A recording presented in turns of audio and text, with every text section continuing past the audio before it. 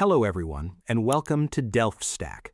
If your Windows 11 computer is stuck on a blue screen at startup with a BCD error code like 0xC000009, your boot configuration data is missing or corrupted. I will show you exactly how to rebuild these essential boot files and get your PC running right now. Let's get started. First, since Windows cannot boot, you must access the Advanced Recovery environment by booting from a Windows installation USB or CD. Once the initial setup screen loads, click Next and then click the Repair Your Computer link in the bottom left corner. On the blue Choose an Option screen, click on Troubleshoot, select Advanced Options, and finally click on Command Prompt to open the terminal.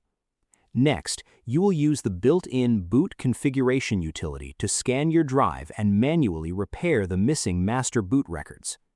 Inside the black command prompt window, type bootrec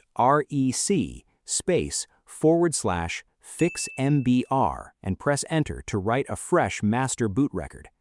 Then type bootrec /Fixboot and press Enter, followed by bootrec /Rebuildbcd to actively rebuild the missing configuration data.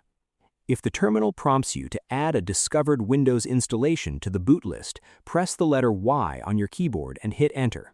Finally, because Windows 11 operates on modern UEFI firmware, you may need to manually push fresh boot files if the previous legacy commands fail.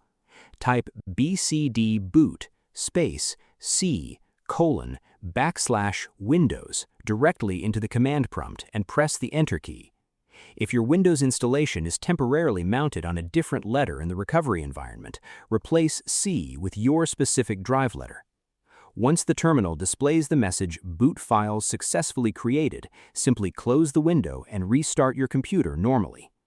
I hope you found this guide helpful. Please like, share, and subscribe for more technical tutorials. Thanks for watching.